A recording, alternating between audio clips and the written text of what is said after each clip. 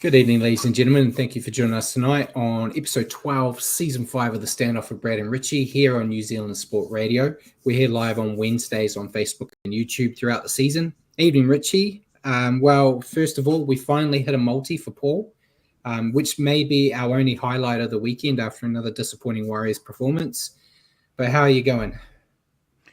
Hey Brad, I'm all right, man. I've been pretty busy, like I was telling you before coming on air. I was on call on the weekend, so I was getting absolutely flogged with jobs. So at least my mind was busy and sort of able to keep my brain off thinking about the Warriors. How are you doing?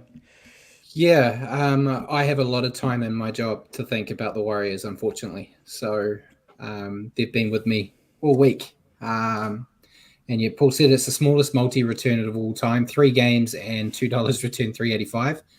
It's the first multi we've got in 10 rounds, and I think we only got 2 multis correct last year, correct, Paul? Can you remember? Or I can't remember you getting any right last year. we did get at least one because we named our show after it. So I know we definitely got one. One or two at most, yeah. Yeah. But yeah, it's also the first week I didn't put a multi on. So maybe that's the key. If I don't put multis on, we might be all right. But while we're here live on Wednesdays at 8 p.m, you can also catch our show at your convenience on iHeartRadio or Spotify. Just remember to search for New Zealand Sport Radio. As always, we're going to cover everything you need to know in the week that was rugby league, including our top stories of the week, a review of the round 10 matches. We'll then ask some questions from you guys as well, some questions we've got for each other. We'll then preview Magic Round and discuss who we've picked before ending the night with a recap of Super League. And there's actually some good news in the Super League. Finally, someone finally got a win. So we'll get to talk about that a bit. So remember to send us comments and questions throughout the show, and we may as well jump into the top stories of the week. Yep, let's do that. Now, see, Paul's giving me shade about the Warriors only win when he's got his lucky underpants on. You love Paul. We get multis right if you haven't put a multi on. You believe in so much of these superstitious bullshits that it's unreal. Like, I'm not allowed to go to Warriors games anymore because of one game where they lost. Yep, that's just how it is. So the big news, it changed. It changed during the week after I gave you the show notes. David Fifita, we had in the show notes that he had signed a deal to join the Roosters on a 4-year deal. But today it was confirmed that the deal is now off the table and he will remain a Titan. Depending on what side you ask, they seem to change the story a little bit. The general rule of thumb sounds like he was getting cold feet a bit, and then they just went, let's just call it off. I was joking in a group chat I'm in today that the Titans fans in the weekend that booed Fifita out of the stadium maybe helped him change his mind. But I don't know. What's your take on the backflip? We haven't had a big backflip like this in a while. Yeah, well, there's one the other big one I remember is Cherry Evans backflipping on the Titans, so this time it's worked in their favour. Yeah. I'm pleased about it. I didn't really want to see Fifita going and joining an already stacked lineup. And I feel like it would have, really hurt the Titans. So for them to retain him, I think that's awesome. My opinion's a bit like what Jacko's just said, where he said, great to see Uncle Nick with his brown paper bags not getting his way. There's a first for everything. It was actually a 2-hitter. Because the Roosters really tried to get Dane Gagai as well, and he turned them down to stay with the Knights. So in the space of like a week and a half, the Roosters had 2 people they wanted and got neither, which, does not happen normally. But, we talked about it a lot last week when there were talks on Fifita possibly leaving. You could see all the reasons why he would want to leave the Titans. But, it'd be a massive blow. And I think you mentioned if he did go, does that mean Tino's not far behind? And then if they are both gone, it would just rip that team apart. And they got some talented players in there, and they're starting to play a good style of football. So it kind of looks like Des has got them heading in the right direction. So I think it's a big win for them. and hopefully he plays at a great level for them before he inevitably ends up leaving at the end of his contract to go somewhere else. But yeah, great news for the Titans fans. Next bit of news isn't probably as great. Well, it's definitely not as great. The NRL are investigating allegations of racial abuse directed towards Latrell Mitchell and Cody Walker at Cobra in the weekend. There was apparently police already involved with some fans that were directing racial abuse, which I'm not a big fan of. I've been very critical of both of these players on this show, but you don't go to racial. As I move that question to you, my Samoan teammate. Yeah, I'm not a big fan of that kind of carry on either, but yeah, not entirely surprising. They are in Australia after all, and I'm not Yeah. throwing stones or anything, but yeah, there's a bit of a track record of that kind of behaviour, even in sports, and we've seen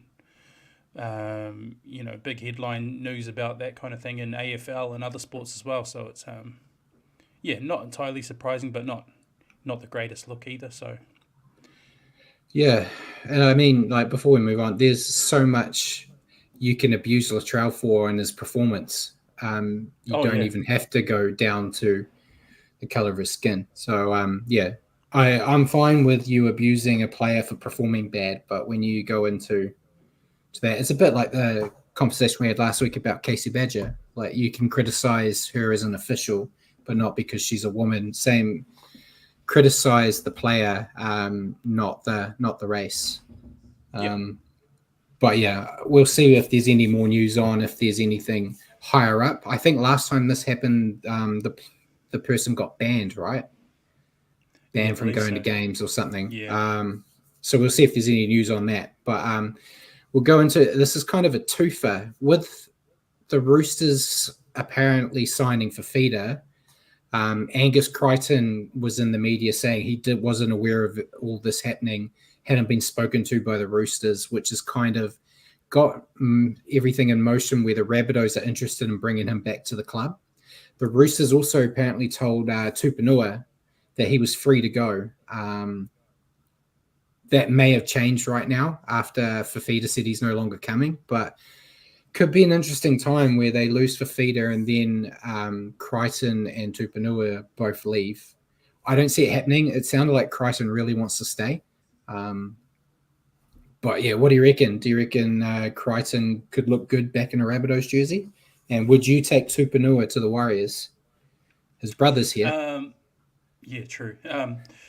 Well, Crichton would look, the form he's in now would look good anywhere, and the Rabbitohs look like they desperately need anyone who's in good form, because the team certainly isn't. But yeah, I feel like you probably want to stay, and now with Fifita back flipping, it probably makes his chances a lot better. Yeah. Tupanua, I'm not sure. I'm not sold. He's got good elements about him, but then also the odd lazy game and error in him as well. So, so he'd fit. No, would you take him? In a heartbeat. I'd have him playing against the Panthers this week. He's my little secret weapon in fantasy. I'm a fan of him. Comes back to the fantasy. Yeah, it's how I dictate how people play in the sport that we talk about every week. He's still young. I think he's only 26 still. Yeah. So I feel I'm just linking him with the Warriors because his brother's here. If I'd say you've got guys like the Panthers who are losing Fisher Harris, if he is still on the market to allow to go, he could be one they grab. I'm sure them, Storm, you name, there's a lot of teams over there could go. This guy, like you said, has dips in his form, drops the odd ball. They could look at him and say, no, we could turn him around and make him a more consistent performer. So I'm pretty sure if he is still going to be able to get out of his contract at the Roosters, I'm sure he won't be doing Schuster and sitting there with no one wanting him. Now, what Jacko's saying there, cut Capewell, sign Tupanua. Interesting, because I was having that same chat in the group chat, Brad, during the week about Capewell. Yeah. Not entirely sold on him. I don't. It sounds like you might be the same, Jacko. I he hasn't had a good run of injuries as well, but he No. hasn't. There hasn't been the peaks in between injuries with him. Um, so yeah, I don't Maybe know. it's just the fact that the whole team's not going well. But yeah, it's just he just I don't know. It's like he's doing his core role of making tackles, but also you're not noticing him a lot, especially on attack. Yeah, to be honest, right now there's maybe 4 or 5 in the squad that I would say have been playing well overall. Mm. In like Adam Fanor, Blake Barnett, Egan at the start, been a bit wishy washy now, and Chance, and Tohu.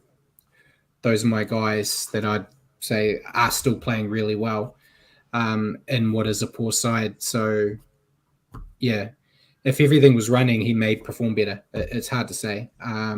But yeah, as Jacob said, he is an elite player, but his best days are behind him.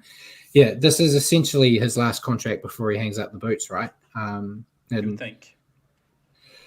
so yeah, time will tell. There might be a few chops and changes, which I think is kind of related to your question to me. So I won't delve into it too deep. Yep. So we'll move on. We've got some coaches, 3 of them in a row. Craig Bellamy has announced that he's going to stay on as the Storm's head coach in 2025, which we kind of all expected. I feel like there isn't one of his assistants that looks like they're ready to step up and take his role. So I think he's happy to just keep ticking on another year until he's comfortable. Your thoughts? You surprised that he's sticking around? Not in the slightest. Even he's made the comment he'll keep doing it as long as everyone at the club still wants him doing it. And yeah, why wouldn't they? That when they keep churning out years where they, you know, again they're well solidified in the top 8 and probably be there or thereabouts toward the end of the year as well. So Yeah, it's not like they've ever fallen off a cliff under his reign. yeah, definitely. And I think Simon's already mentioned it, but the Raiders have extended Ricky Stewart as coach until at least the end of 2029. Another one that isn't a surprise to me. I feel like Ricky's in the same boat as Bellamy, where he has that job until he doesn't want it anymore. So yeah, I'm more than happy with that. You happy? Happy with Yeah, sticking? I think he suits it there. And he's got the respect and support of the club and the players. So it's another one that just makes sense. And like Rob said, 5 more years of post-match entertainment. He's the best for that. Yeah, I think the Raiders are heading into an exciting time with all these young kids that are coming through. You know, your Chevy Stewarts, Ko Weeks. What's the other one's name? I'm forgetting him now. Ethan Strange. Ethan Strange. You know, you got those young guys coming through. I think there's some exciting roads ahead for them in the upcoming years. So it's good to see Ricky will still be a part of it. And it hasn't been officially confirmed, but Wayne Bennett has apparently signed on the dotted line a 3-year deal to coach the Rabbits from 2025. So we've talked about it. It was basically, we all thought it was an official deal. The media in Australia has said that it's all done and dusted. So not a surprise. Once Demetrio got the sack, it kind of seemed inevitable that it was going to happen. You got any takes? I know we're about to talk about Bennett again, but any takes on him picking up his old job? Yeah, the Rabbitohs will just be hoping that he gets them to where they were when he left them. They were making prelims and whatnot. So, yeah, like we were just saying when we were talking about Crichton, they need something. Yeah. Wayne Bennett has a habit of, finding results somehow, even when it's not expected. Like he's done with the Dolphins. You know, he's sort of exceeded that their club's exceeded most people's expectations right off the bat 2 years in a row. Yeah, and then we've got the rumors have started to firm a lot more that the NRL's made their decision about the expansion teams. Papua New Guinea to be the 18th team, and then the Perth Bears to be the 19th team. So poor old Sydney Bears move into the other side of the country just because they're desperate to get back into the NRL. What's your take on Papua New Guinea first and then Perth? Yeah, it'd be really interesting to see what a Papua New Guinea team could do, especially with like we were just talking about with Uncle Wayne. He's shown he can take a new franchise and really run with it. I don't know if it'd be any different with a team, like Papua New Guinea would be its own sort of thing, but yeah, it'd be interesting to see how it went. Perth Bears, I think, yeah, that's a pretty cool one. A market that hasn't been touched for quite some time in rugby league, so yeah. And the Bears, return of the Bears, that'll be, even though it's not North Sydney, but yeah. The Papua New Guinea one, we'll see how it goes. It's more political than anything. The fact, like Jagger said, government money's backing it, and they'll be based in Cairns, as no players are going to want to move to Papua New Guinea. The Perth, I like the idea of Perth, a bit like Jacko, though I'm not keen on it being the Bears. I feel like the Bears had their time. Let this Perth team stand up on its own 2 feet. It is a market they need to hit if they want to be serious. The only thing is the time zone. I don't want to be. They've got a bit better when they do the one-off games in Perth, but you would remember there was a Warriors game in Perth where kickoff was midnight in New Zealand, which was really bad. And the NRL aren't the best when it comes to making these draws. So it'd be interesting to see how they do that, where they set up time zone for both sides.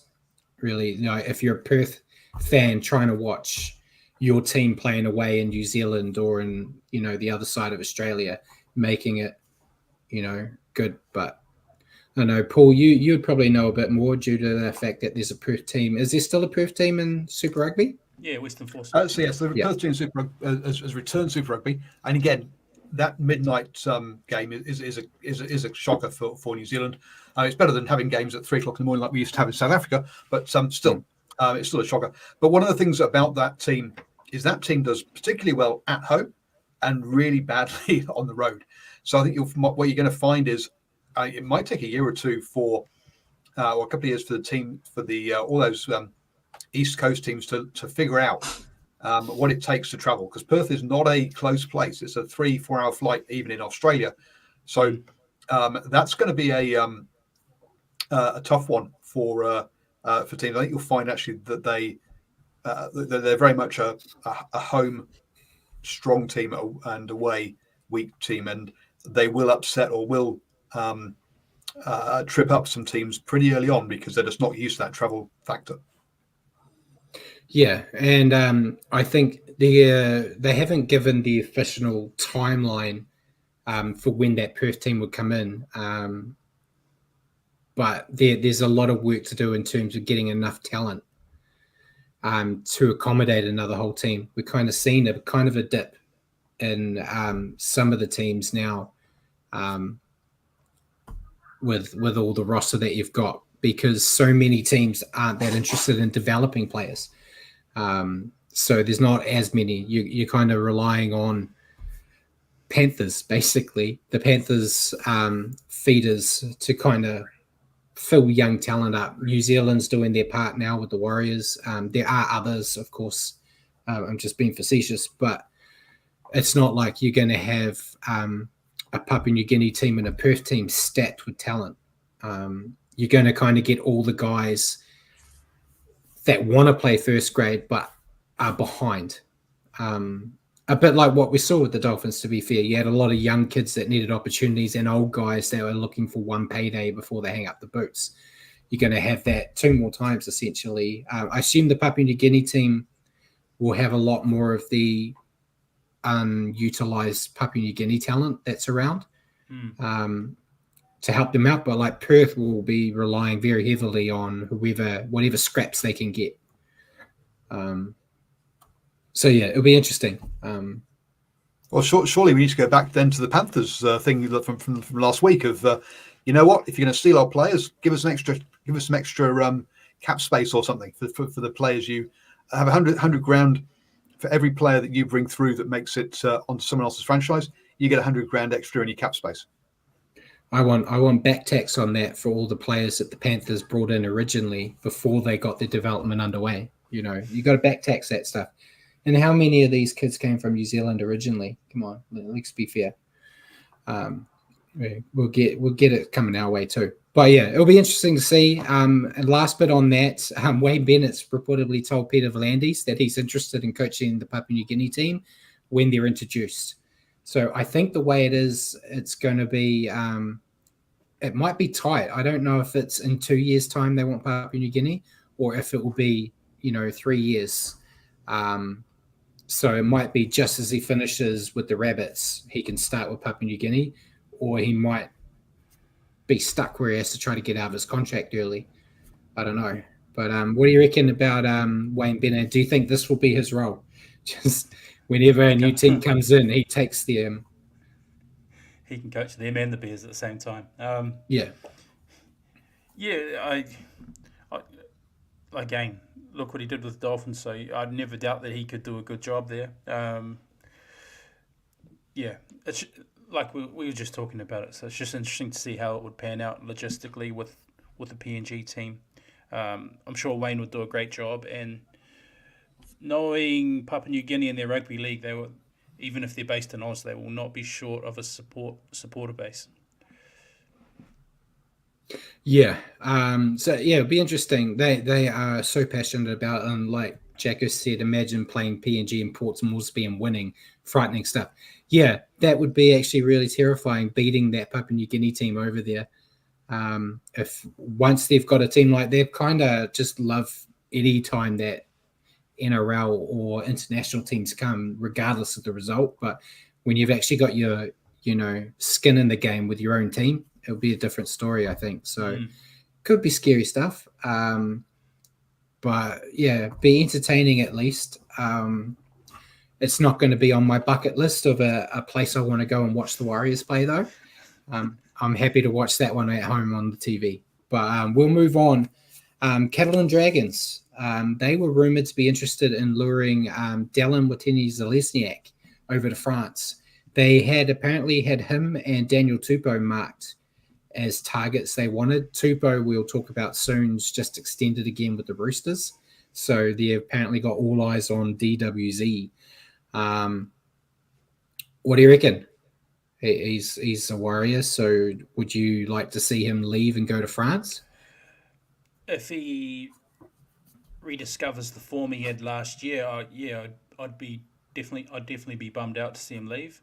But also I couldn't begrudge him if he got a decent enough offer and he thought it was in his best interest to take it.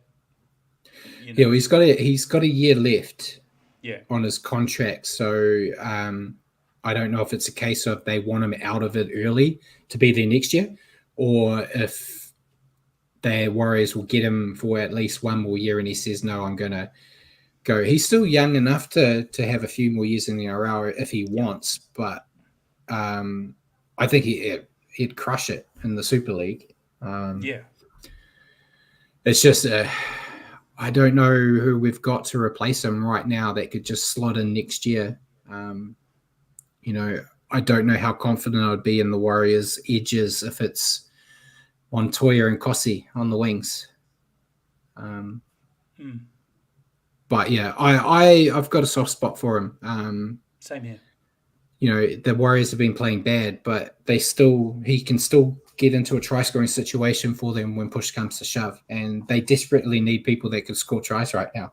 So I'd be keener to hold on to him if I can. And Yeah. Jacko said, given how he ran down young, he still has a lot to offer. Yeah, He still has special plays in him. When you look back earlier in the year when we weren't travelling so bad, he was pulling out some great plays. I think of the The crossfield one where runs and the pass inside to Luke Metcalf, Metcalf. set him up. He's already had a bunch early in the year. It's just he's a symptom of how the whole team's playing right now. He's been a bit quiet, but yeah, he does have a lot Yeah. to offer still. Yeah, so time will tell. The Warriors have shown they're a club that if a player is interested in leaving early, they let them go. And yeah, thanks, Paul. They're coaching enough. You need players who can score tries. You do. We don't have a lot. We have Dallin and we have Adam Fanor Blake as Warriors fans. Those are the two players you can kind of hope are going to cross the line. But yeah, we'll talk about that more when we review the game. Tavita Pangai Jr. Off his first round boxing defeat last week, he's turning his eyes back to a return to the NRL, which we kind of all said was going to happen. I think many people predicted that after he retired last year that he'd be back playing in some capacity in 2024. He has said quite a few things, as he's known to do. He first said that Craig Bellamy was interested in bringing him to the Storm. The Storm have denied that. They said there may have been a conversation, but nothing about him joining. He then also said that he doesn't want to go to a lower team because he said in his mind going to a lower team will show that he hasn't learned anything after leaving and that he's just going somewhere for the money.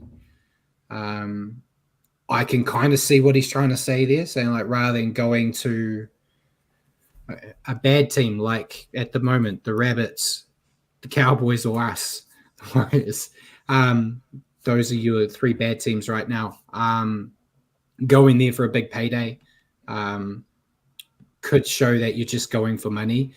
But then also if you're going, you try to go to the Roosters, the Panthers, the Storm, shows that you're just trying to like jump in on something already going well and hoping for the best.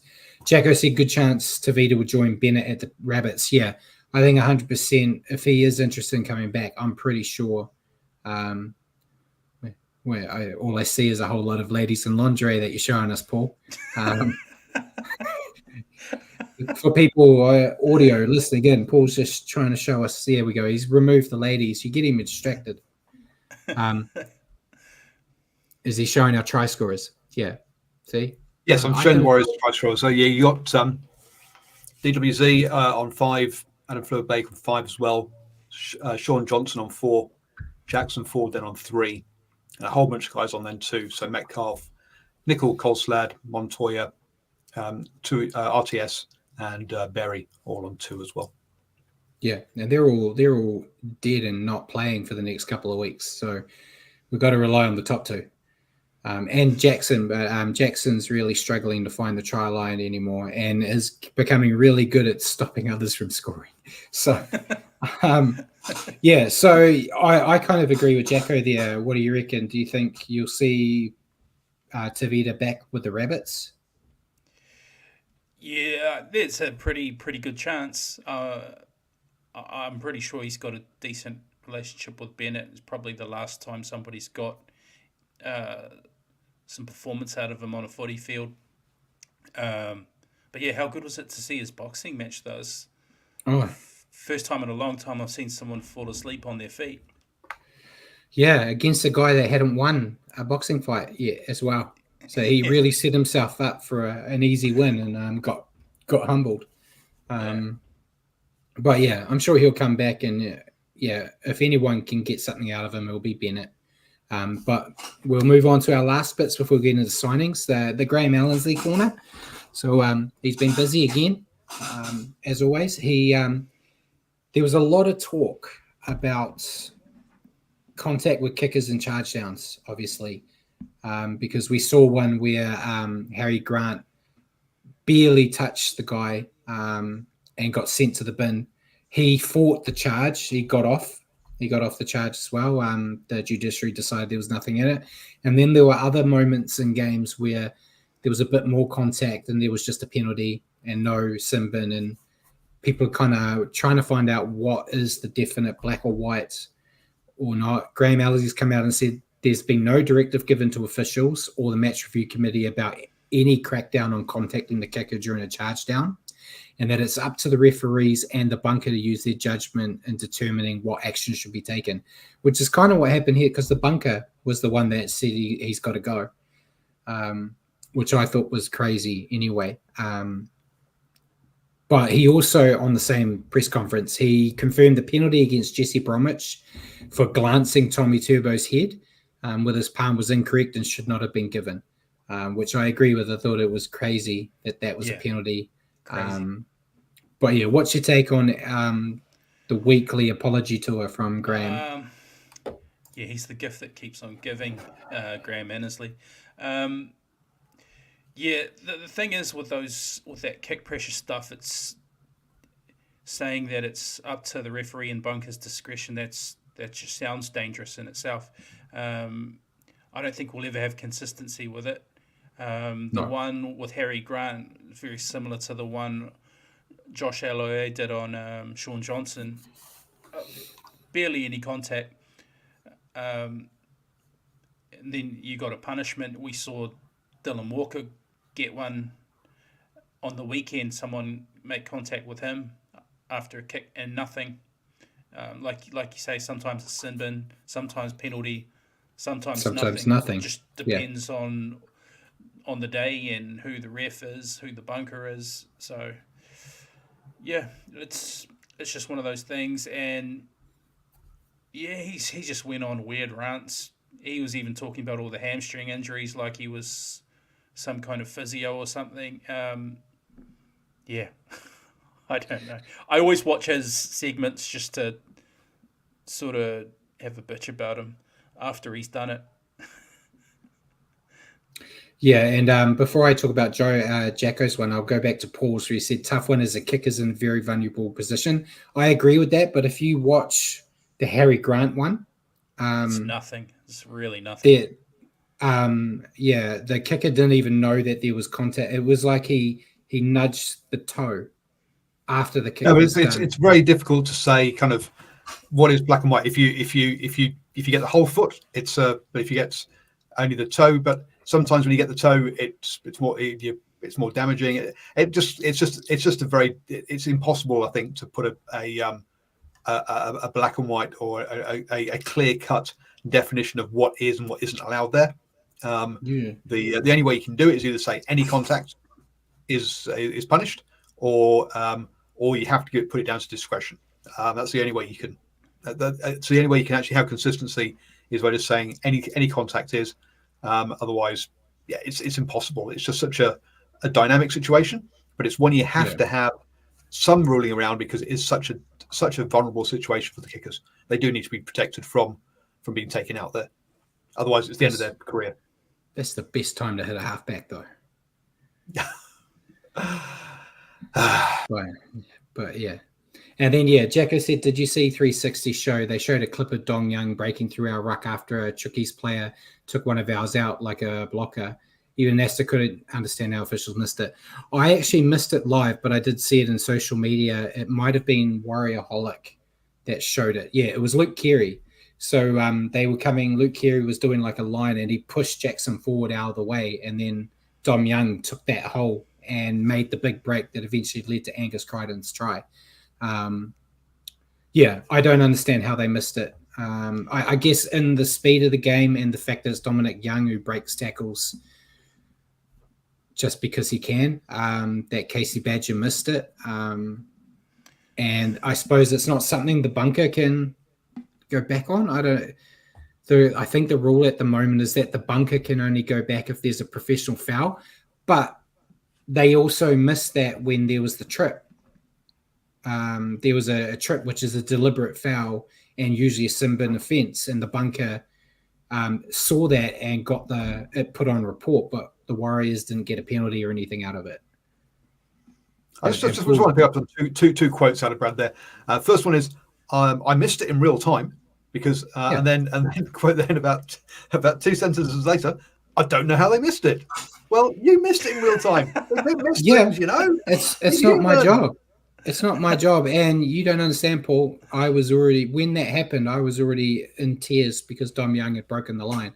I was not focusing on the minutia. The sad part is then we get a try denied for obstruction because one of their defenders wants to turn in and tackle one of our lead runners.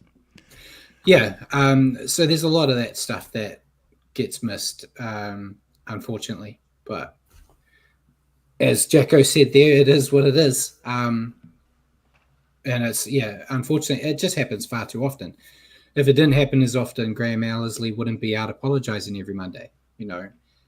You'd think there would be some changes happening in the background because he doesn't want to have to go out there and defend everything all the time because, in all honesty, he's not very good at it.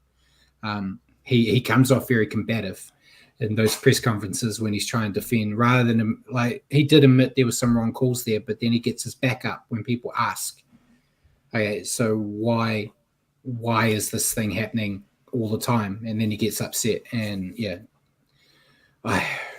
it's the gift that keeps on giving, the refs, unfortunately. And there were a lot of clangers this week, not just in our game. Jacko told you Badger would do us no favors. No, she definitely didn't. It felt like even the chicken wing tackle, which a lot of the media have come out and said it wasn't a chicken wing. Coincidentally, the player injured his pec from said tackle and is out for a few weeks for it. But Luke Keary, again, being involved. He was the blocker and now he's the chicken winger. He got like an $1,800 fine, I think. Which is crazy. But we'll move on because I'll go on forever. Signings. We've only really got 3. I think there were a few more, but I grabbed the main ones. Wade Egan has extended his stay with the Warriors until at least 2027. I think that's great. Richie, what do you reckon? Yeah, very, very pleased about that. He was one that was coming towards the end of his contract cycle, and I was a bit nervous because we've seen a few Aussie boys get homesick and fly the coop back home. But yeah, even to hear Wado's comments saying he couldn't picture himself playing against the Warriors, love to hear stuff like that. I'm very pleased. Inside sources is he's found himself a Kiwi girl, which kind of helps keep them around. Now he can just find himself in a Kiwi jumper if he wants to. He's got to get there at some point. We'll talk him into it. Thankfully, the Warriors' form's dipped a bit, so the talk about him playing Origins kind of died down. Yeah. So we might have another year to talk about him. Paul's giving us crap. No, let us ramble. Yeah, have you got somewhere to be, Paul? Dane Gagai has signed a 2-year extension to remain with the Knights, so we kind of already mentioned it, that the Roosters wanted him. He wants to stay. I think that's great for the Knights. I think it'll be good for him to end his career there, kind of where it all started. And then, Daniel Tupou already mentioned it as well. Hasn't been 100% confirmed, but it sounds like he signed a 1-year extension to stay. It's kind of been his thing. It's kind of, he's been on the outer at the Roosters, it feels like, the last few years. He's always the one talked about. They're going to let him go. And then Suali'i signs to go to Union, and there's all these things kind of change around. And I think he's been great for the Roosters, so I think it's good to see him get another year. He always goes hard. He always delivers. Yeah, so so that's all the signings. So we'll go to injuries. There's too many, so I've grabbed the big ones, really. So for the Titans, Harry Smith-Shields ruptured his pec. It is potentially a season ender. We're awaiting scans. I haven't seen an official length of time for him. Kieran Foran did a hamstring. I think he is missing. He is missing this week.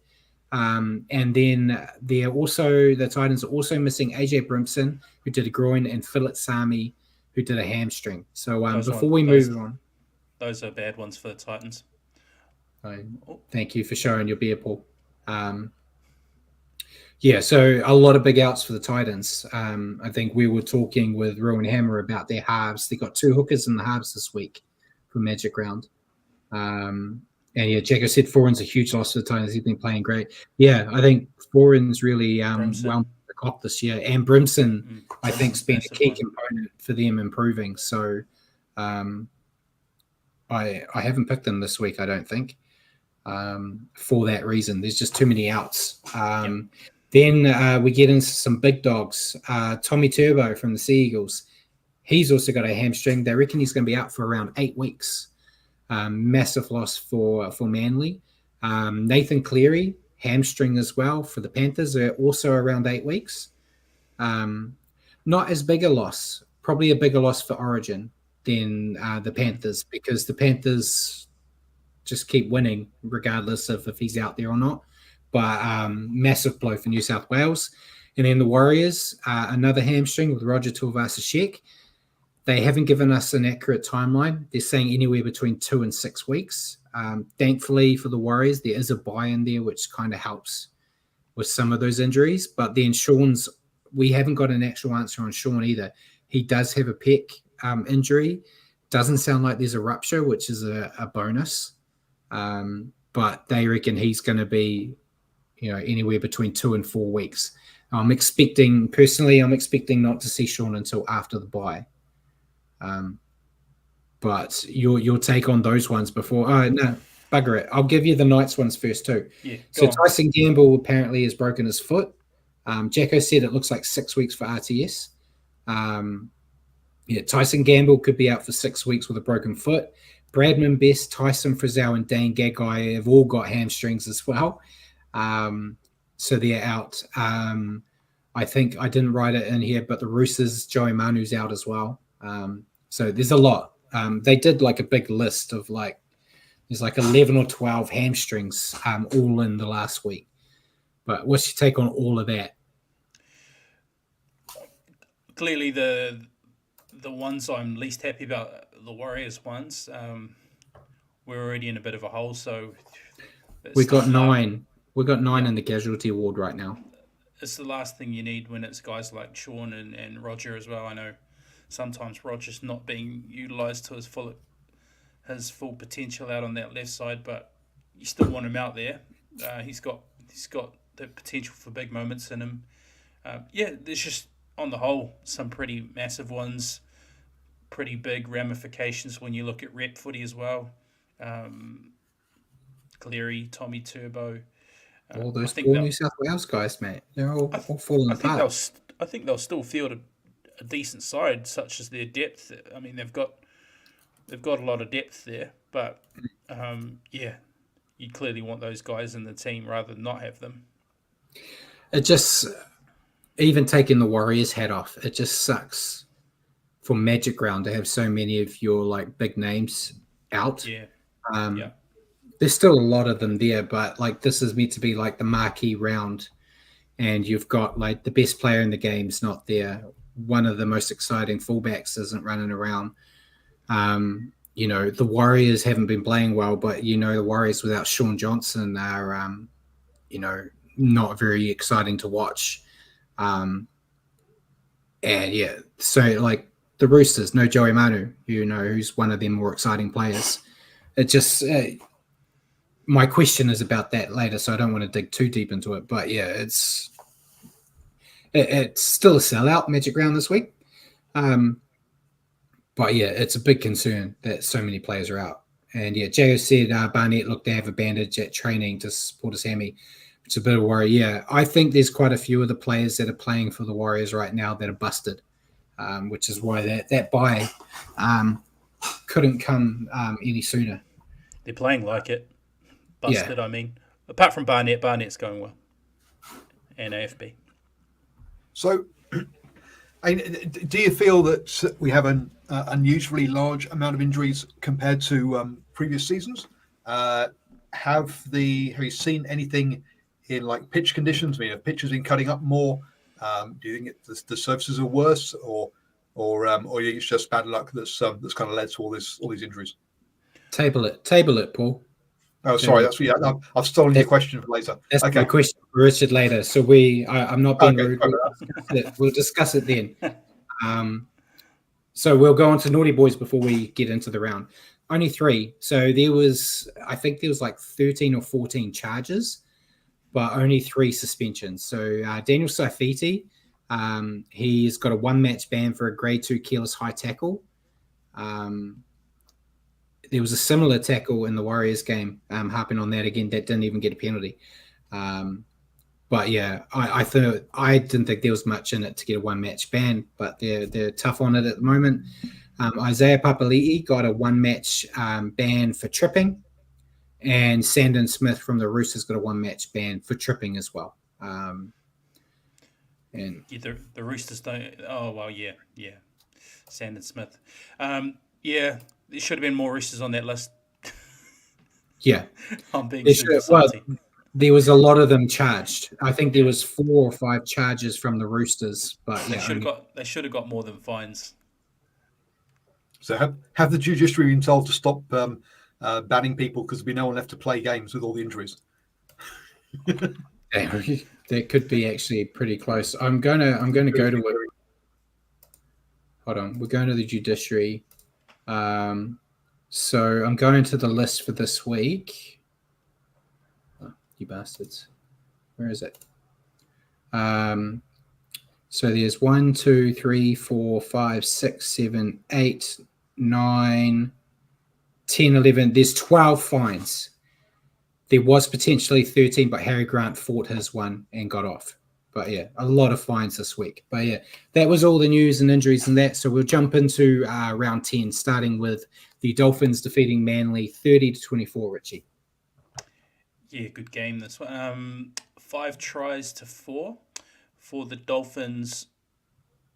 Ewan Aitken, Connolly Lemuelu, Trey Fuller, Mark Nichols, and Jack Bostock. For Manly, Tommy Talau, Corey Waddell, Tola Taukola, and Tom Trebojevic. Yeah, so a hard-fought win here for the Dolphins. Very impressed with how they're going right now. Was hard to split these sides stat-wise, but their flurry of tries just before halftime gave them the edge, I thought, confidence-wise in this game, and they just refused to quit. Dolphins right now are a serious final side. We just got to see if they can keep it up, which I feel like I've been saying every round.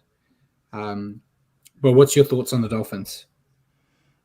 They just keep doing the business despite being down on troops, which was their biggest problem last year. They went well until they started hitting injuries.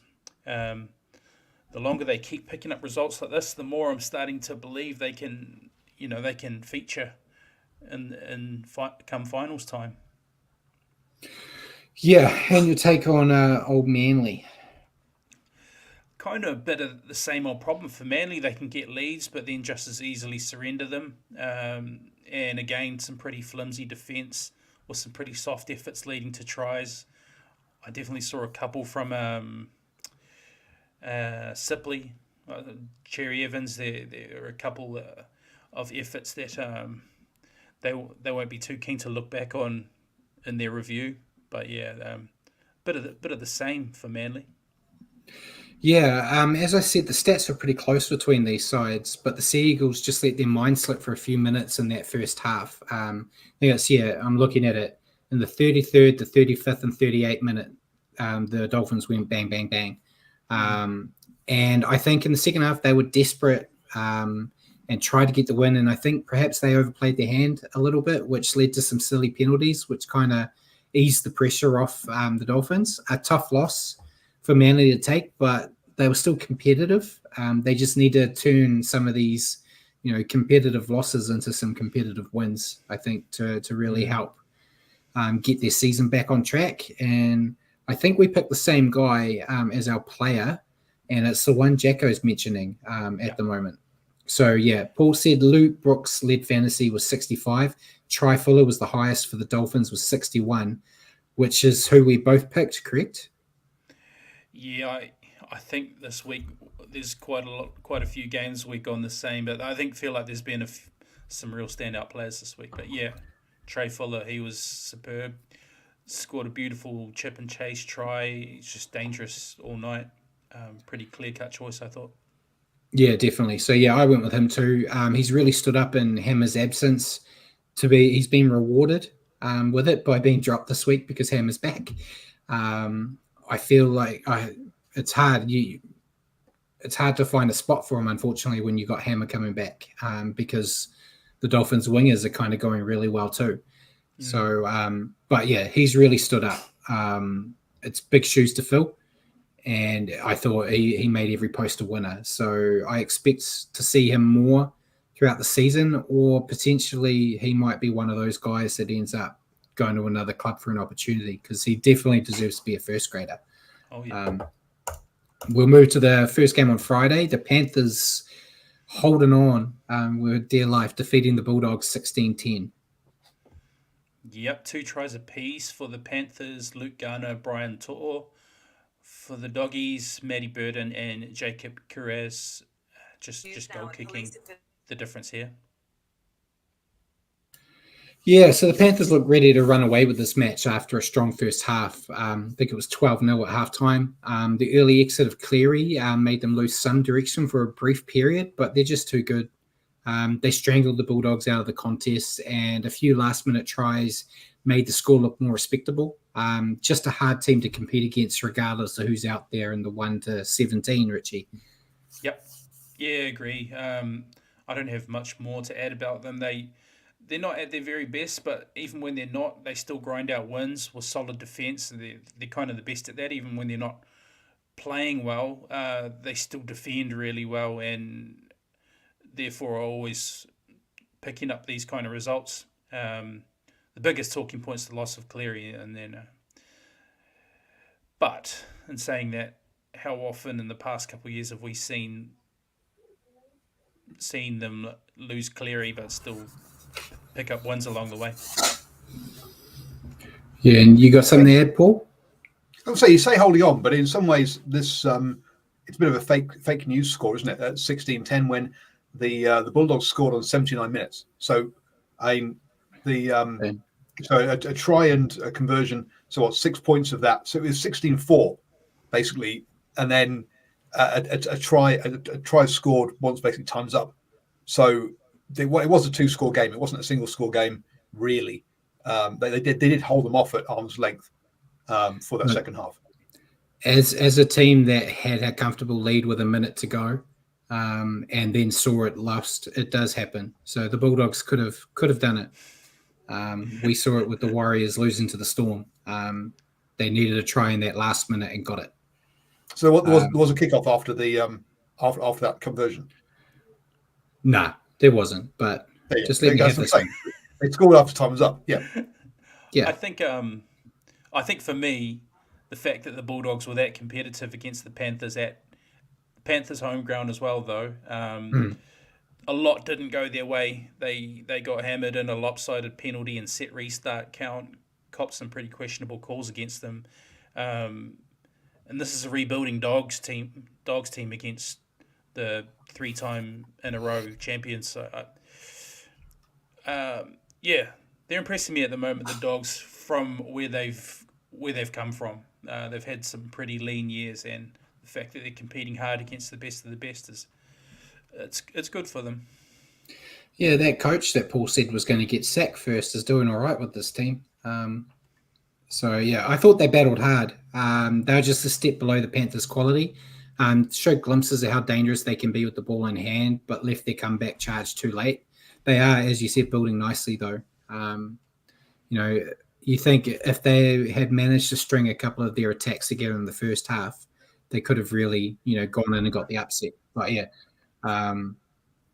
that's easier said than done against the Panthers. But your player to stand out, I think we went for the same guy again. Yeah, copy and paste. Dylan Edwards. Yeah. I think Dylan's been firing. He plays great, but I think and Paul said Luke Garner led the fantasy points with 81. I think there's some little switch in Dylan Edwards' head that the moment Cleary's not there, he goes to another level. Because when Cleary went off, he kind of stepped up and did what he needed to do, even more than he normally does. But he's always a danger to watch, and one the Warriors will have to watch out for this week. Jacko said the Panthers back three are frightening. Yeah. Edwards has got all that pace. Taruva almost, it feels like he can score whenever you give him the ball. And To'o was the same. I'm very worried on Sunday afternoon. But we'll move on. The Broncos getting back on track, defeating the Eels 30-14. Yep, 5 tries to 2 here for the Broncos. We had Reece Walsh, Dean Mariner with 2, Ezra Mam, and Selwyn Cobbo. For the Eels, Blaze Talangi and Dylan Brown. Yeah, Broncos needed a bounce back after that shocking loss to the Roosters, and I thought they delivered. Could have put more points on the board if they didn't force their hand and make unnecessary errors. A dangerous attacking side, but I think I mentioned it last week. They play very high risk, high reward, which potentially could become a weakness for them when it comes to finals football. But that's a long while away. I think their coach was talking about Reece Walsh in particular. About sometimes he needs to. I think he got a bit broy with it and said he just needed to chill out and relax and let the game come to him as opposed to trying to make everything happen at once, which is a weakness of Reece Walsh. If we want to be critical, sometimes he tries to make things happen immediately instead of letting them build. But your take on the Broncos? Which, when it comes off, is spectacular. 100%. Yeah, but again, I thought this is a pretty typical Broncos game. They absorbed a lot of pressure the Eels were applying in that first half, and the moment the Eels would throw a loose pass or loose carry, the Broncos would swoop on it and run the length and score against the run of play. That's just the Broncos. They just have firepower in spades and punish mistakes. Yeah, and your thoughts on the Eels?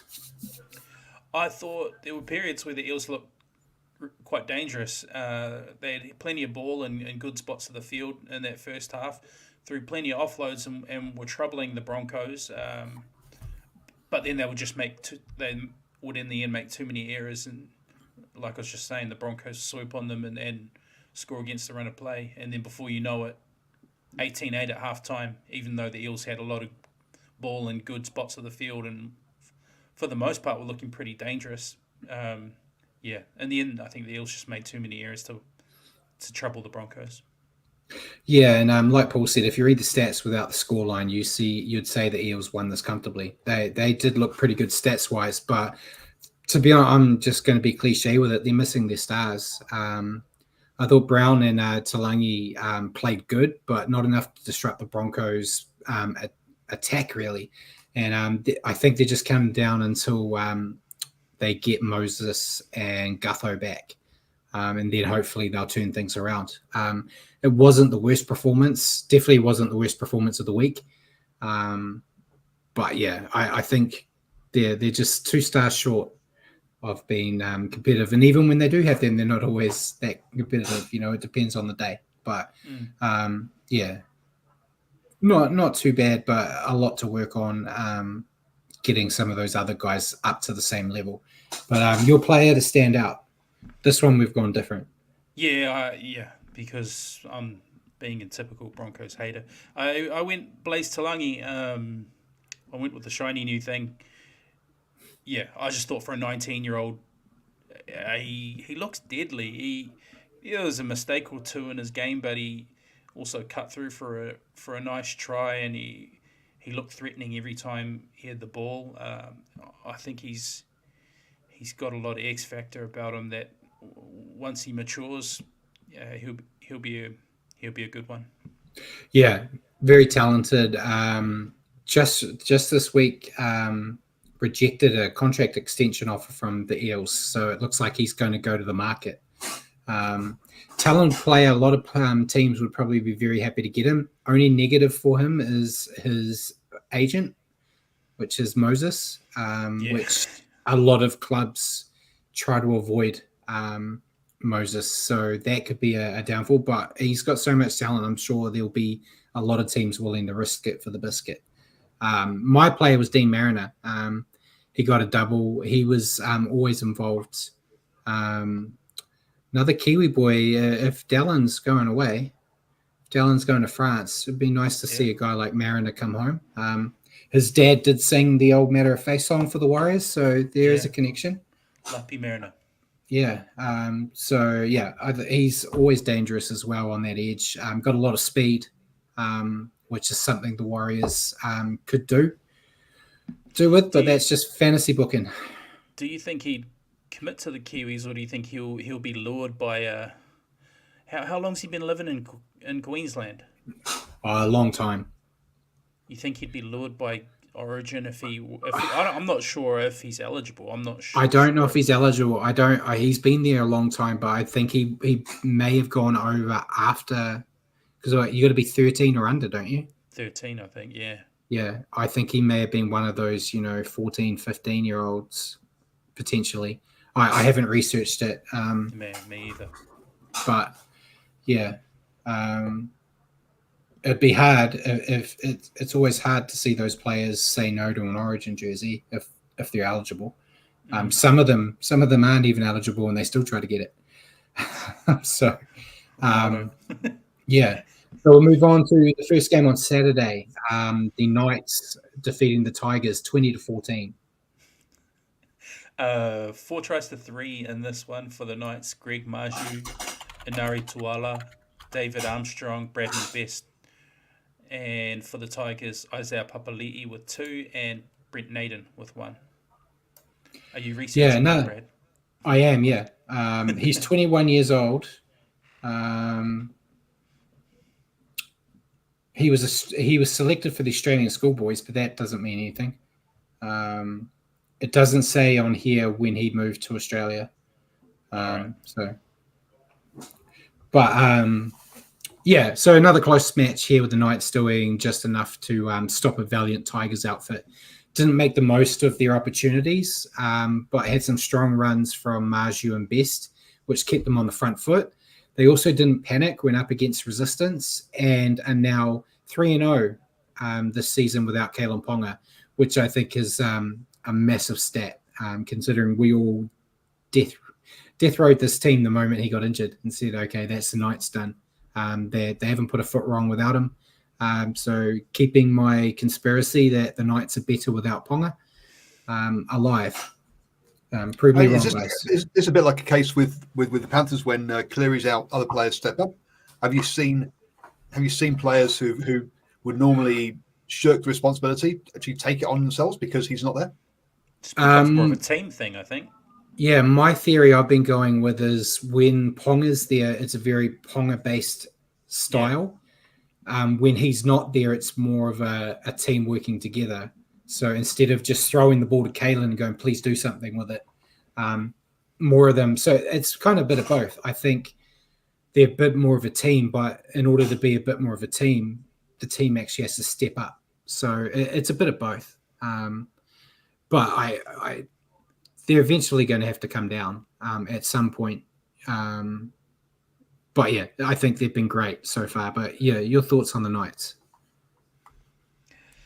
Yeah, I think they've been really gritty the past couple of weeks. Like you were just saying, I counted them out the moment they lost Ponga, but they're showing a lot of courage without him. I thought their back five were really good, and perhaps Bradman Best may have sealed himself Origin selection, although he's picked up a little niggle, but I'm sure he'll be right. But I think you chose him as your player that stood out last week. He's done it again this week. They're just going good. They're just going really well. I thought they would crash and burn without Ponga, but clearly not. Yeah, and your thoughts on the Tigers? It's every week they're battling hard without the result. It's becoming a bit of a theme for them of late. But yeah, you can see that they're not the same as they were last year. Last year they weren't getting the results because they were horrible. They've got a bit more about them this year, a bit more structure, they're battling harder, and I don't think a result will be too far away.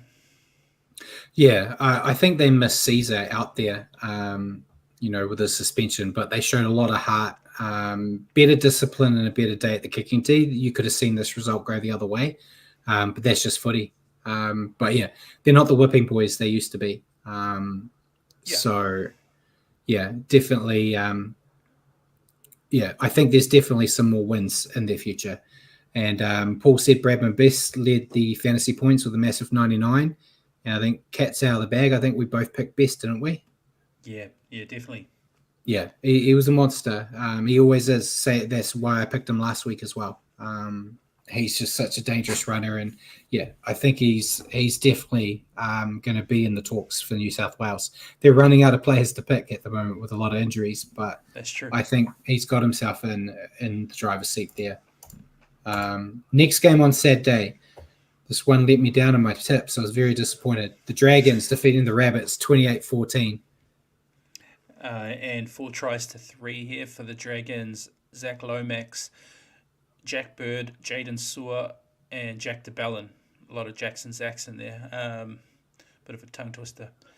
For the Rabbitohs, Latrell Mitchell, Isaac Tuitupo Thompson, and Latrell Mitchell picked up another one towards the end. Yeah, it's going to make my comments on Latrell very weird when you see he scored 2 tries. But before that, we talk about the Dragons. So the Dragons didn't blow the Rabbits off the park, but they played a simple style, controlling the middle, made the most of their trips into the Rabbits' red zone.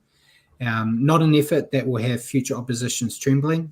Could be a bit of bias on my side there, but it's yet another win that I didn't expect them to get this year. I think I'm not going to say they were perfect, but they didn't put a lot of feet wrong in here and just look clinical, which is strange to say about the Dragons. But your take on this bloody game?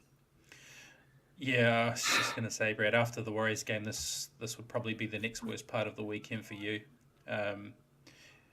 And for me too, it hurts seeing our wooden spoon prediction outperform our team so far this year.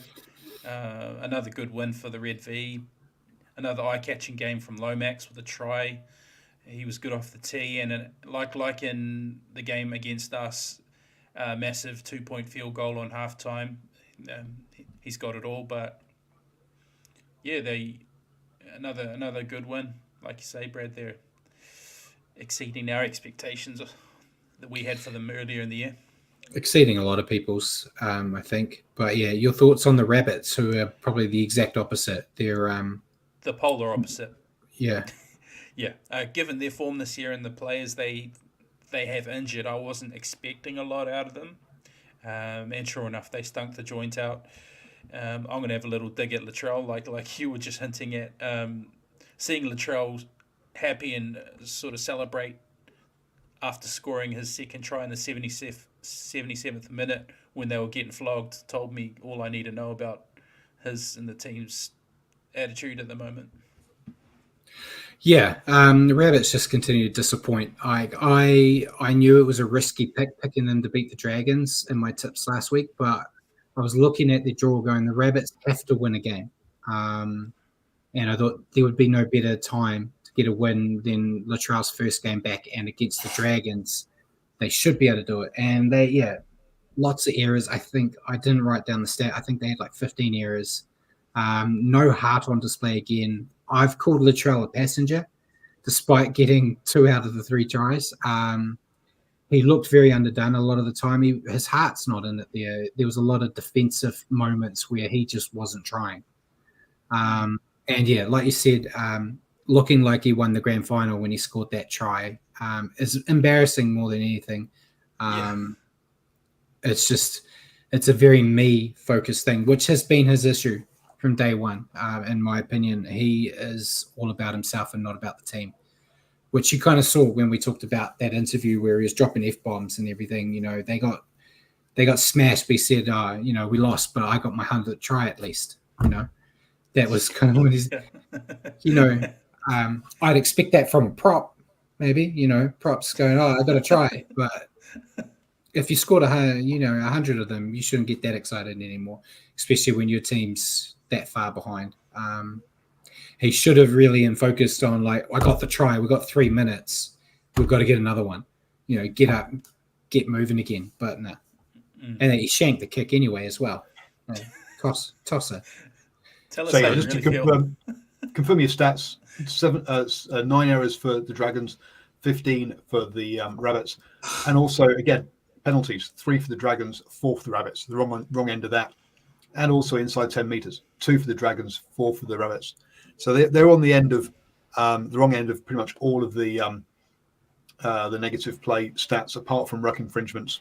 There was only 1 in the whole game, and 1 on report as well. But I mean, on report doesn't alter the game and how you're playing during the game, does it? That's always afterwards. Yeah. And before I go to players to stand out, there's a lot to work on with this team, but I'm not expecting any improvements anytime soon. It might be the last time I pick a Rabbit win this season, to be honest. Do they have to play the Warriors again? I'll probably pick them there. Wash your mouth out. They love beating us, man. What do you tell? They do. Your player to stand out, Jaden Sewer led with fantasy points 66, kind of low, 66 for the game. But I think we picked the same guy again. I was wooed by Lomax. The Nico Hines of the Dragons. When the Dragons win, you pick Lomax.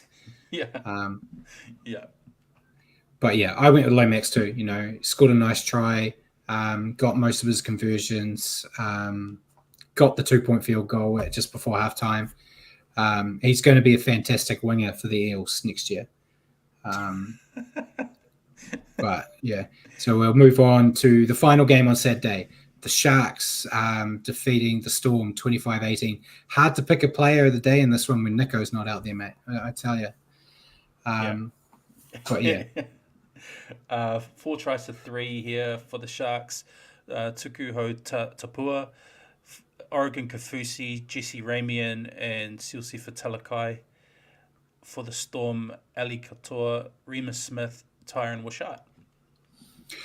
Sharks were not given much chance before kickoff, and they took a massive hit when Nico Hines was ruled out. I think that day, it might have been that day, or it might have been the night before. Really pissed me off because we're going on a tangent here. Sorry, Paul. With fantasy, once the thing starts, it locks your captain and vice captain in, and you can't change them. And Nico was my captain. It screwed a lot of people over. Cost me wins this week. So thanks, the Sharks for being soft and giving them the night off. It didn't matter. Daniel Atkinson stood up. Apart from a lopsided penalty count, I thought the Sharks were pretty close to perfect here.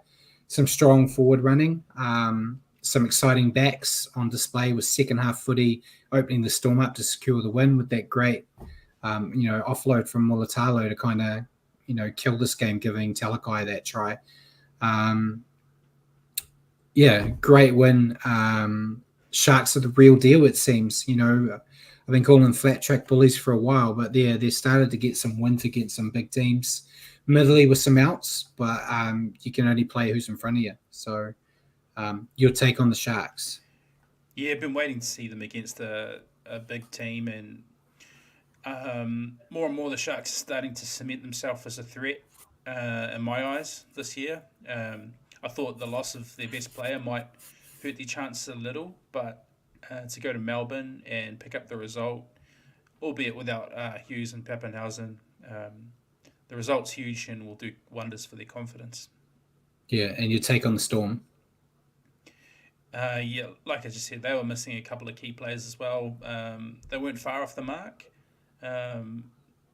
Just finally this year a team has won an arm wrestle against the Storm in Melbourne.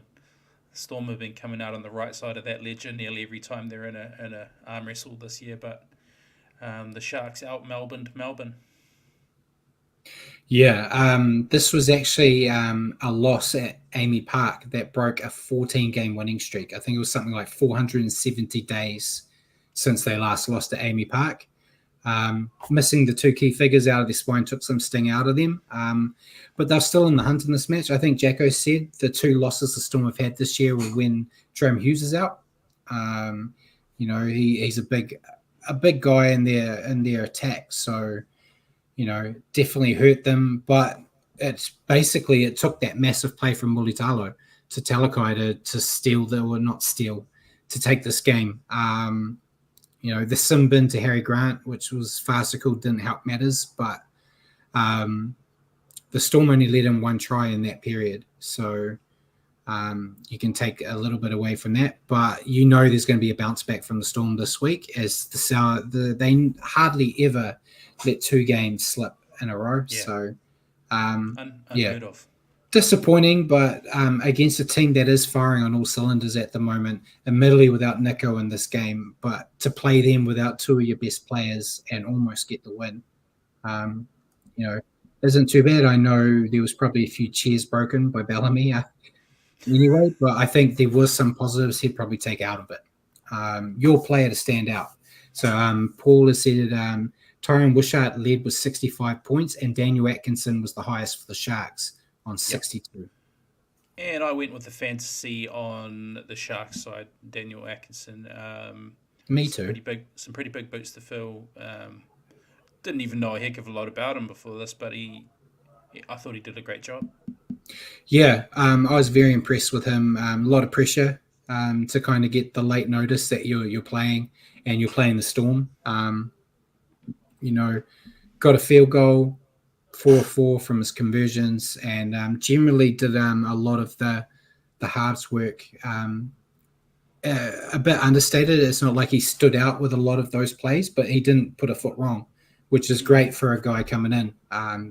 Was very impressed. And we'll move on. Speaking of being impressed, so just before you move on, I mean, talking about certain teams having sort of weaker things. They've had 3 wins against top 8 teams, home and away, or 2 against the Raiders, and it's this one now against the Storm. They've had a really soft.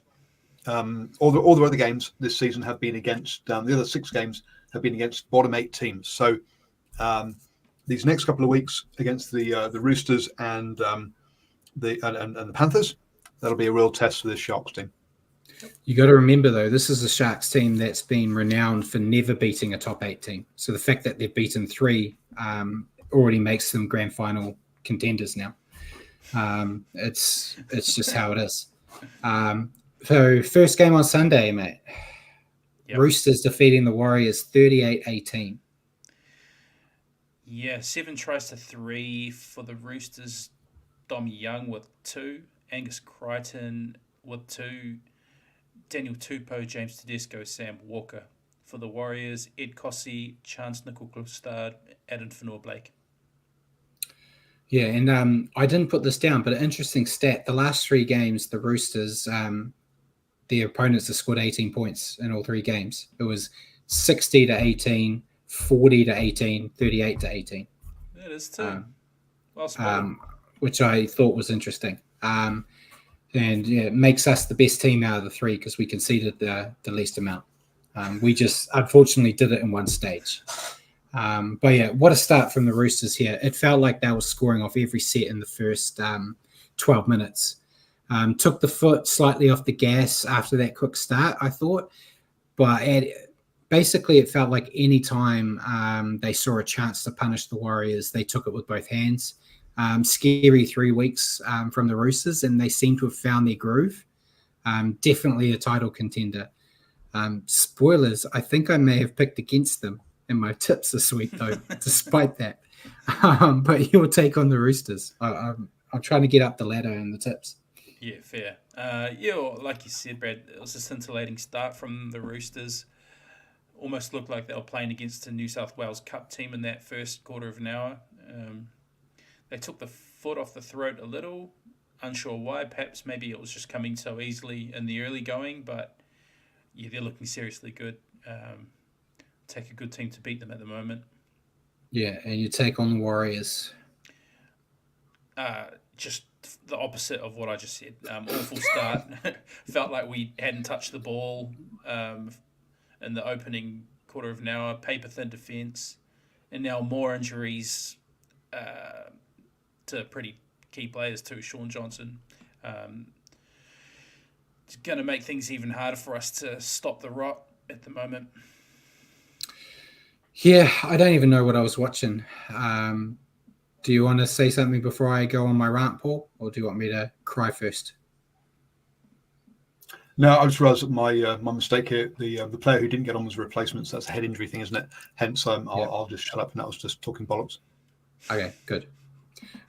So yeah, I don't even know what I was watching. The Warriors started this match like they were a reserve grade side in first grade. They couldn't even slow the Roosters down, let alone stop them, and couldn't hold on to the ball when they got it in that first 20 minutes. Basically, they did show improvement in the final 60. I thought, but it was too little, too late. Lots and lots is wrong with this side at the moment. And it's a chore to watch, to be brutally honest. I think I was telling you and Ruin Hammer before the game on Sunday, do we even really want to watch it? I was kind of expecting what we got. Yeah, 100%. Hopefully there's light at the end of the tunnel soon. I'm kind of putting all my money on a bounce back after the bye. I think there's some, a tough 2 weeks coming up against the Panthers and Dolphins, then a week off where we can kind of forget that we have a team in the NRL, and then hopefully after that, something happens. I don't know what that is, but yeah, it was horrible to watch. And I know we did talk about, some of the issues with some penalties that maybe should have happened, like the blocking from Luke Keary and whatnot, but that doesn't change what happened here. It's inexcusable what happened in that first 12 minutes. That's not NRL quality. But yeah, your player to stand out. I think we picked the same guy, and also the fantasy leader. Yeah, we went with fantasy. Yeah, Dominic Young. Crazy. It wasn't just his tries. It was the fact that he was just a monster whenever he got the ball in hand. I feel sorry for Ed Kosi. I feel Ed Kosi wasn't meant to play this game. I think kind of like what we talked about last week, I think Roger was going to be on the wing, Adam Pompey coming to centre. Then Roger did his hammy. They had already sent Marcelo home to play New South Wales Cup. For some reason, New South Wales Cup, we were playing the Roosters in Auckland instead of playing them in Sydney, where it's usually, the warm-up game. I don't know how that happened. I think if they were playing in Sydney, Marcelo would have been out there. But I don't think he would have done any better defending against Dom Young. But yeah, it was horrible. But yeah, Dom Young, fantastic player. It was a tough assignment, wasn't it, for a new combination that hasn't played first grade together this year. Pompey and Kosi going up against Joe Manu and Dom Young. It was a tough ask, but yeah, that start was still very tough to watch. Yeah, and some interesting selections that I wouldn't have gone with didn't help, but yeah, they're definitely. It's embarrassing to watch them at the moment, and we're going to talk about their bloody team they picked this week, and I'll go on a rant there too, as you've already seen my rants about it last night. But we'll go into the final game of the rounds with the Titans holding on. This is probably the best description of holding on, Paul. Beating the Cowboys 20-18. Yeah, if ever you wanted to know what the saying "a game of two halves" meant, great example. 3 tries apiece in this one for the Titans. Jojo Fafita, David Fafita, the 2 Fafitas, and AJ Brimson. For the Cowboys, Jeremiah Nanai got 2 and Kyle Felt got 1. So yeah, Cowboys scoring all 3 of their tries in the last 20 minutes. Yeah, Titans look ready to blow the Cowboys off the park in the first half. They look confident and were asking plenty of questions of the Cowboys and scored some nice tries. Had everyone watching very nervous for them in the second half when they almost completed a Titans fade that we got used to last year, which could be a concern when their defense can get exposed so easily. But it was another nice performance from this side, and they have turned their season around nicely, I think. They were one of the embarrassing teams. There were 4 embarrassing teams. Now there's 3. But yeah. As Simon said, Titans went on holiday after halftime. Yeah, I think it was just we got this in the bag, boys. Let's take it off a notch. But yeah, your take on the Titans. So now just a quick comment on your thing about the Titans being the embarrassing team. They lost the opening round by 24 points, then 32 points, then 16, then 13, then the turnaround. Extra time, lost by 1 point, lost by 4 points, won by 3, lost by 2, won by 2. So the last 5 games have all been within a score. Win or lose. So they really have away from They've turned around. That kind of side of things. Yeah, like I think round 3, there were talks. People were saying, "Will the Titans even get a win this year?" That's how bad people thought they were. But yeah, your take on the Titans? I've got nothing left to say about them after nothing new left to say about them after you just said all of that. Yeah, that's what I do. A few weeks back, we were talking about the Titans as almost being a lock for the wooden spoon. Hadn't won a game, were conceding a ton of points, lost their best player for the season. What a turnaround! They look a different team to the one we saw from the first few rounds. And while they'll be disappointed in their second half, other than that, it's a great result. Another two competition points. Yeah, and your take on the Cowboys? The Cowboys seem to have fallen into the same hole the Warriors have fallen into. With the roster they have, they shouldn't be playing like this. And the fact that they came back into the game late will be of little to no consolation to them. They should be winning games like this, if you look at the two teams on paper. Yeah, definitely. Cowboys must be in conversation for the most disappointing team alongside the Rabbits and the Warriors right now. They looked disinterested in the first half and waited until the Titans had thought they had done enough and then showed some fight at the back end. Did not deserve to get this close to winning. I think if they had won this game, we'd be sitting here saying they won, but they didn't deserve it. They need a big attitude adjustment, otherwise heads may roll.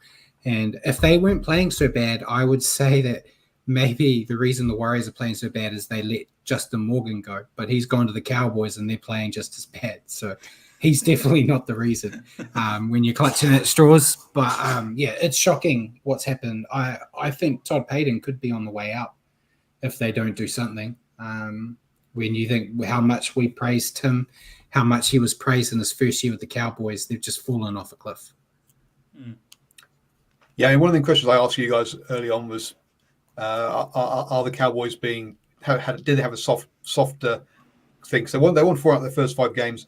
But that was Dolphins, Knights, Dragons, and Titans. Now, clearly the Dolphins have moved on and have looked good, but they weren't at that stage, and now they've lost 5 on the bounce. So they really have, as you say, fallen off a cliff. Yeah, they'll be waiting to play us to get back on track. Your player to stand out. 4 rounds to go. I went Brimson. Yeah, got a bit of a man crush at the moment. I think he's one that I've picked a few times this year, whenever they've won. Yeah, and David Fafita led with fantasy points, and that's exactly why I picked him. I thought he was great. Like I mentioned it briefly when we talked about his backflip.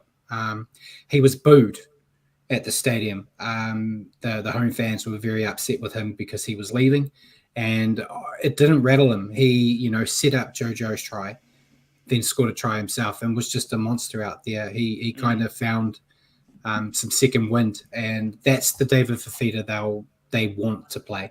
He's just got to do that every week. So that was the round. I want to throw in some more stats here with you because we're going long already, Paul. But yeah, may as well. I know. We were talking about the Titans. You were talking about how they're actually being harder to beat this year, even though they haven't perhaps got the results.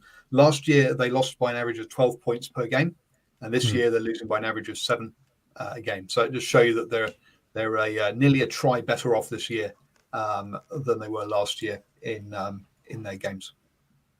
Yeah. And so, yeah, that was the round. So have you got the ladder? You do the top 8, mate. I had them last week. Alrighty. First place, Cronulla, flying high. Second, Panthers. Third, Melbourne. Fourth, Dolphins. Fifth, Roosters moved up to 5th. Broncos moved up to 6th. Canberra in 7th, and Manly have dropped to 8th. just clinging on to the top 8 there. Yeah, and the Bulldogs have gone down to 9th. Knights have gone up to 10th. Dragons have gone up to 11th. Cowboys are sunk down to 12th. Eels are down to 13th. Warriors have retained their 14th position. Tigers are still in the same boat in their 15th. Titans, despite us just praising how well they've turned around, they're still 16th. And the Rabbits are dead last. And may they stay there. Yeah, it's. I think we're kind of seeing that divide start to happen soon. I think a lot of the teams in the top 8 are probably safe to stay there, unless I'm looking at if the Bulldogs are a threat. Newcastle could jump up. The Warriors may, if they turn things around after that bye. It's hard pressed for me right now to pick anyone in that top 8 that I think would drop out. I still had the Dolphins, but the Dolphins are just racking up those points. This could be the top 8 we see for the rest of the year, even maybe. I don't know. Manly, maybe? Manly been a bit Manly a bit wishy-washy, yeah. There's still, a few of those teams lose and a few of those teams at the bottom win, and they just completely switch. So It is still early days, but I'm just. I was going to say it is still very tight. Sydney, you got the Roosters in 5th place on 12 points, and the Dragons in 11th place on 10 points. It just takes a lot to win. Yeah. But yeah, I'm just down as a Warriors fan, Paul. I'm negative on it. So let's go to the tips, which wasn't great for me either. So Shuddy FC still at the top. Rocking Horse Road second. Simon, you got up to 3rd, and I'm down to 4th. We're both on 60 though, so hopefully I get a few tricks on you. You got the Joker round, which helped you out. ACT Hellcats 5th. Bjorn 6th. Richie, you're gone all the way down to 7th, mate, despite you doing one better pick than me.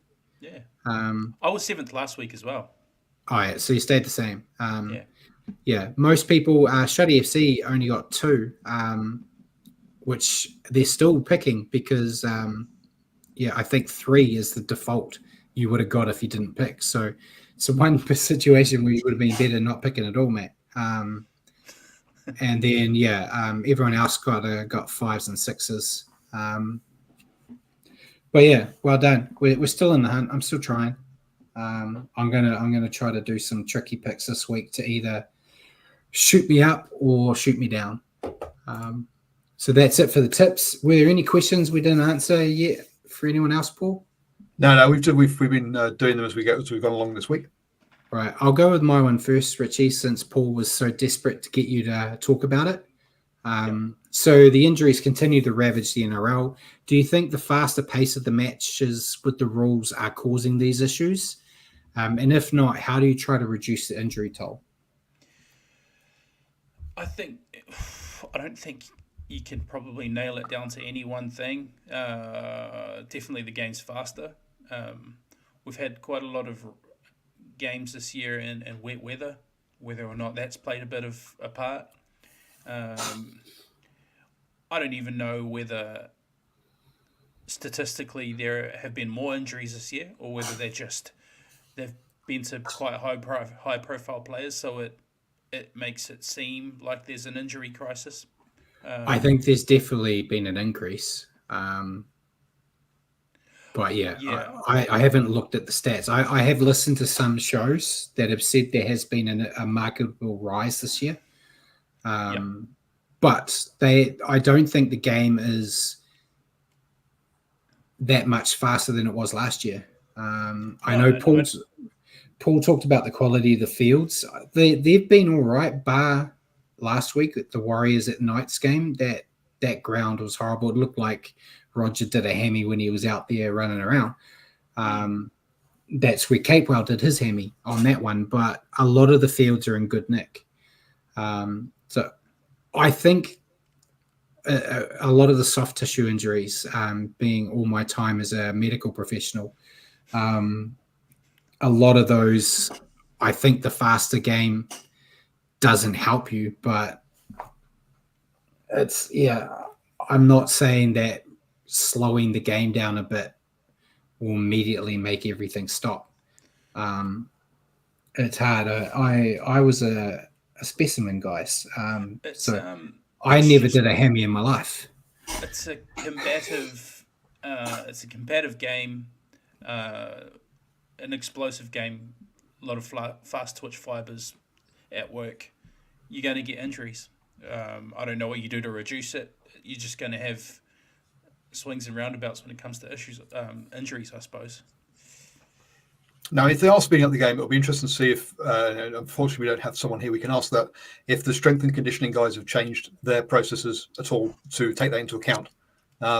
Because maybe that's it, that they haven't changed the prehab or the conditioning, and yet the game's changed, and that actually they've got caught out by not changing the training. That might be part of it. Yeah, there's something going on. There always seems to be a pattern. Like this year, it's hamstrings. Last year was ACLs. It felt like every week someone was doing an ACL. But yeah, hopefully we see some downtime. But yeah, I don't know how to fix it. I just thought you would. But thanks for disappointing me again. I don't know why you asked me. Like I'm a doctor or something. Well, or a strength and conditioning coach. It was like the talk of the week, so I thought it'd be a good question. But your question's a bit of a doozy for me too. So throw it at me. Yeah, and if you asked this of me, I'd have no idea either. If the Warriors can't steady the ship and we end up finishing a bottom 9 team, very real possibility. Where does the responsibility lie, and what changes are required to bring back the form and results of last year? Where does the responsibility lie? It lies with Webby. If they fall off, he hasn't changed. If he can't get them out of the rut, it's up to him to find something to make it work. Obviously, there's responsibility on the players as well. They've got to be accountable. But at the moment, Webby doesn't drop people who are in bad form. He's never dropped a player since he's been head coach, unless it's injury. Yes, you could say technically Marcelo, that was dropped for no injury because he went to reserve grade. So he's done one. But it took 9-10 weeks to get there.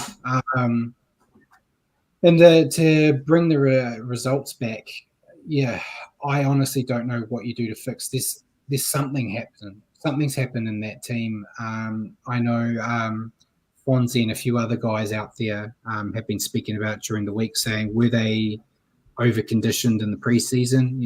All we heard was talks about everyone hitting personal bests. Did Webby blow their ring out before the season even started, and they're battled? Or is there an attitude, something behind the scenes that we don't know, that's kind of done something to the team? Jacko has said something which I'm kind of leaning on too, saying he thinks they've made an error of thinking what they did last year would work this year. Cowboys did it in 2022. Yeah, and that was my concern. I think when I wrote my preview of the year, I was very confident coming in, but said that was the Cowboys situation was ringing in my head as a possible downfall where you got to the top 4 and you go, okay, if we do what we did last year, we're top 4 again, which isn't how it works. You always got to constantly evolve, which is what Jack has also said. Dolphins change little plays almost weekly. There is no change. It's the same thing every time. Throw it to Adam in the middle, try to swing it out wide. The biggest downfall, though, nothing to do with that, is the defensive mindset. They have fallen off the wayside. We were the team that you knew we were always giving away 6 agains on the goal line, but always holding teams out. They had to do 3 or 4 sets in a row before they got points. Now they just have to get 10 meters away from the try line, and they're going to score in a couple of plays. And how that's fallen off, I don't understand why the defensive structure is so bad. So if they want to improve, that's probably number 1 for me. Get that defense right. When you get the defense right, everything else can fall together, because if your attack's not on song, but you're scoring 2 tries a game, if you're defending so your opponents only score 1, you're winning every week. It's not pretty, but defense is where it's at. You got to fix that. Yeah, it's kind of like what I said when I was breaking down the Penrith Bulldogs game. Even when the Yeah, Panthers aren't playing well, they still defend at a very high level and they pick up those wins even when they're not playing well. Um, yeah, I really agree with Jacko as well. I think that we've and this word's been thrown out a lot when it comes to us this year, become predictable. Um, we use our left side as a almost as a crash option to set up just to swing out to the right hand side, yeah, rather than creating both ways. And we've just almost like we've fallen in love with our pet plays from last year and think that that's all we can go to. And we've the last few games we've watched, Brad, I think in our group chat we've been crying out to see something different, like we're hot on attack in the red zone. Last tackle, try a grubber, do something yeah. different, and they hit a short ball and get tackled with the ball in the fifth. It's happened countless times this year. I just think a little bit of evolution will definitely help. Again, just to throw stats at you rather than just for facts' sake. Last year, they averaged 24 points a game scoring and allowed 19 points a game. This year, they're scoring 19 points per game and allowing 20. So they're only allowing 1 more point, but they're scoring 5 less. Yeah. So it's I think it's that innovation. So defensively, actually, they're only a point worse. They're not actually that much different, but attacking wise, it's quite a lot let down. Yeah, and I see Jacko said Egan's no kicking game must change as well. I agree in part, but at the moment it feels like I don't know if it's a game plan or if Sean's overcalling everything because they don't even get a kicking game out of their 6. So it's probably too Harabata asked for the 9 to be kicking as well when there's only one. I don't know. But there needs to be, they need to add dimensions. If you only have one thing you're going to do, it's very easy to plan to stop it. It'll be really interesting to see how our game style plays out over the next few weeks then, because like you say, Sean has been very ball dominant. Um, yeah, it'd be interesting to see who takes the ball by the horns and how it affects our attack. Yeah, well, we can talk about that now as we go into previewing Yeah, Magic Round. So we'll let's. bring up the Warriors Panthers sides. If you want to call out whatever they call that side that's been named for the Warriors. Brad's still struggling to come to terms with it. At fullback, Tain Tuapiki has been recalled. The wingers, Dallin Watene-Zelezniak and Marcelo Montoya has been recalled after a week off. The centres, Ali Leatawa and Adam Pompey. The halves, Chance Nickel-Klustad and Tamaire Martin. Forward pack, Adam Fanua-Blake, Wade Egan, Bunty R4, Jackson Ford, Mitch Barnett, Tohu Harris. Interchange bench, Dylan Walker, Tom Ale, Jazz Tavanga and Jacob Laban. That's how it's been named. We'll see if any changes are made. Right, what's your thoughts on it before I get into it? Yeah, you're going to have a rant. So I would have switched Chance and Tain around. I don't see a necessity to change Chance unless the only other thing I would have tried was you could move Roger back there if he wasn't injured, but if not, no need to change Chance. He hasn't been horrible. He's made a few mistakes. And I think Tain probably has played a bit more halves in his time and probably got a bit more of a kicking game than Chance. I don't know if that's how it'll play out during the game. I don't know if they'll switch or, chop and change. One person might attack in the halves and defend at fullback. I don't know. Other than that, it just feels like injuries dictated a lot of the selection. I would have added Zion in on the bench, but we've been saying that for the past couple of weeks. Yeah. All right. So I'll censor myself, but when the team was announced, in our chat with Ruin Hammer, I think, what did I say? I said, like, if this team, if this club, if this sport, if all of you. I was very upset. I was very upset. Yeah, and I saw Jacko said that Webster said that he wanted a bigger body at 6, which is why he's gone with Chance. You know, if that's the only reason, why don't you put Adam there? You know, it's ridiculous. Tane's been playing New South Wales Cup and been the dominant kicker. Tamati Martin is a fisherman, not a half. So he's not going to be kicking. So put Tane there. I don't care that he's smaller. That's what you've got your big boys to protect your halves.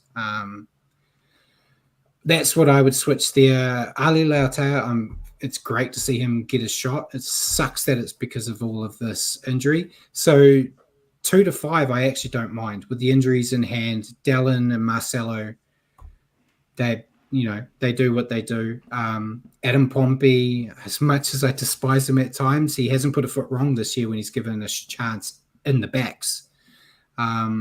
And yeah, Ali, I think will do well. It's the halves pairing there. I don't like. And yeah, I would have, if it was me, Mitch Barnett would be in the front row again. And then I would put either Jazz or Jacob in his spot on in the second row, and I would bring Zion back in.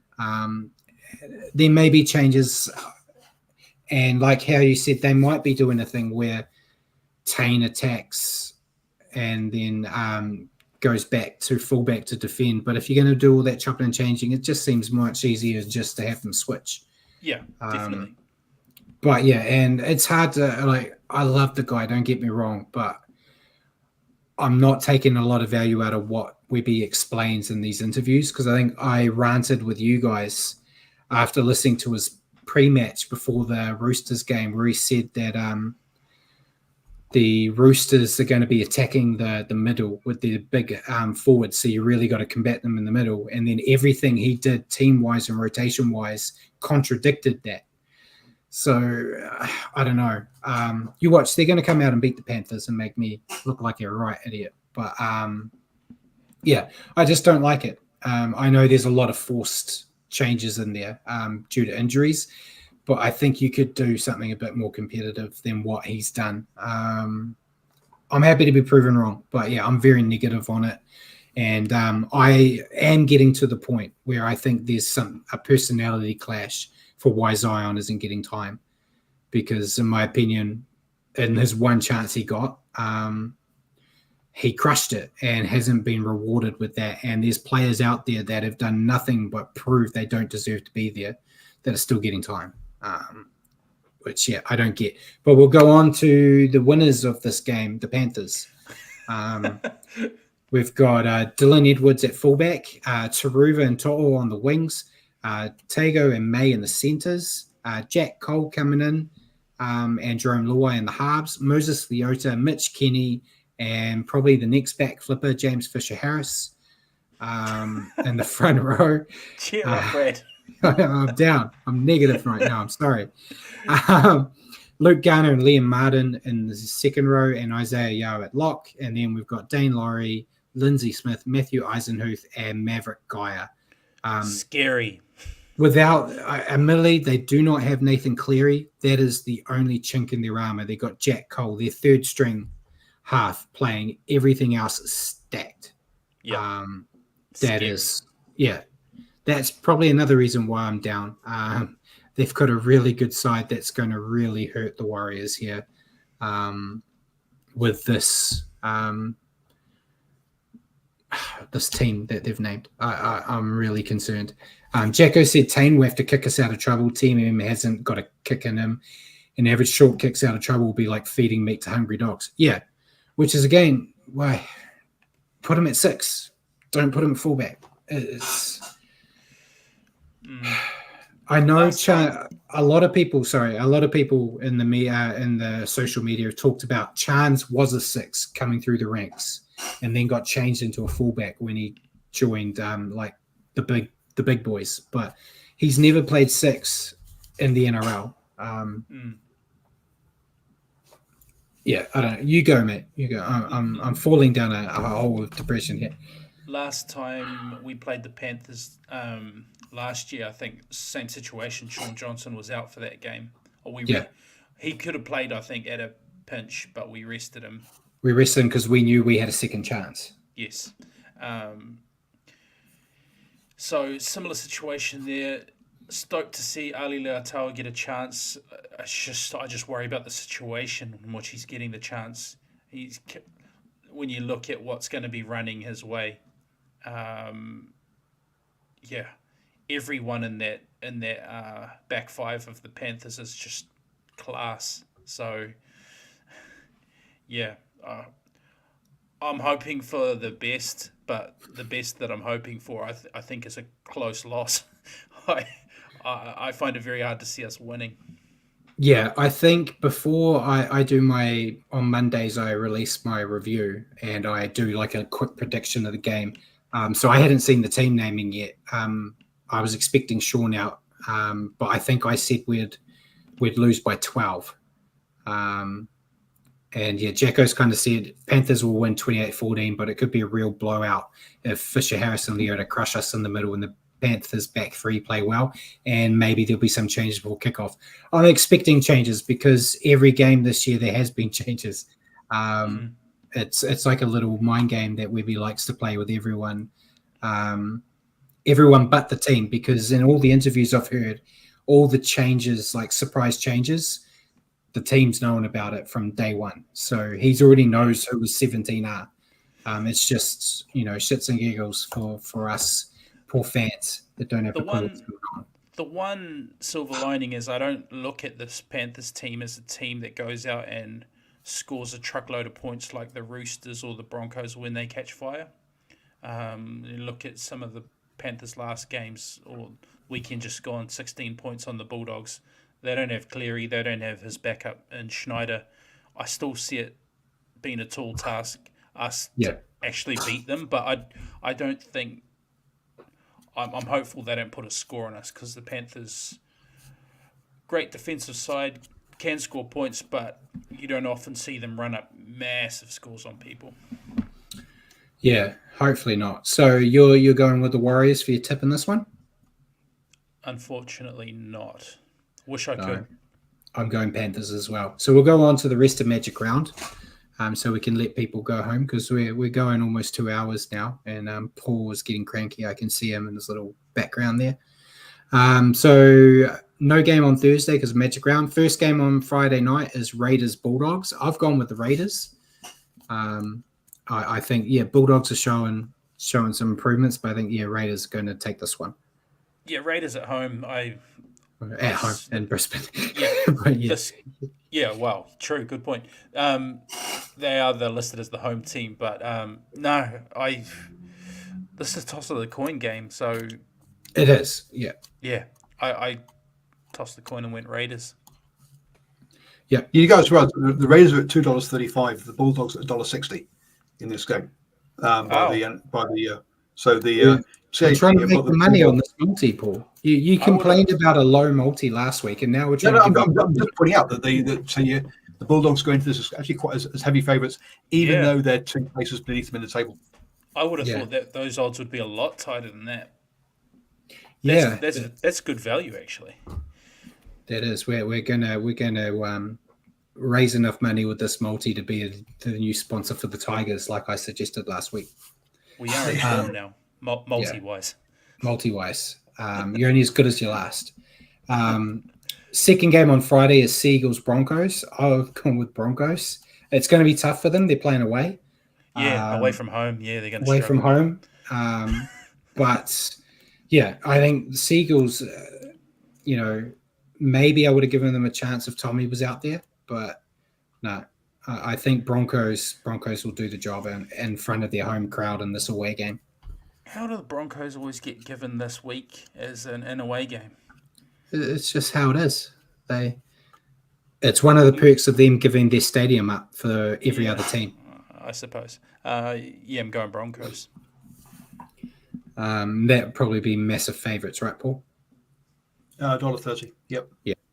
Yeah, first game on Saturday, we've got Titans Knights. I've been talking about the Titans, but I'm going with the Knights. Yeah, me too. Too many key players are going to miss this game for the Titans. Yeah. And then second game is Sharks Roosters. I've gone with Sharks. I'm going to go. Go on, give your reason. Yeah. Well, like we've just been talking about how amazing the Roosters are. This is a game they should probably canter away with, but I don't know. I think the Sharks, they saved Nico for a reason. I think they're going to show that they're contenders and they're going to take this one. This was my one. I was hoping everyone else would go against me and I'd get right. Yeah, I don't know about Roosters should canter away with it. They're both in pretty hot form. I think if it wasn't a neutral venue, I might have gone Sharks because it's their home game, but I'm going to go Roosters. I'll go the other way from you. This one, top of the table, the top table Sharks are at $2.45. Yeah. That is for a top of the table team against Roosters, who are admittedly fifth in the table. But the Roosters at $1.75, $1.57, 4 places beneath them. That's, again, I would expect it to be tighter than that. It's just the way the Roosters have been playing the past month. They've been unstoppable. So you'd have to be a stupid man not to pick them, which is why I've gone with Sharks. Then the final game on Saturday, Rabbits Cowboys. I've gone Cowboys. These teams have both been really bad, but I feel silly going for the Rabbits last week. So I'm not doing that again, which means they'll probably win, mate. No, I'm going Cowboys. I don't see Rabbits winning at all. I'm surprised you went for them last week. Well, actually, I'm not because it's Dragons, yeah. Thankfully, Dragons aren't playing them this week, so it's great. Best round of the year.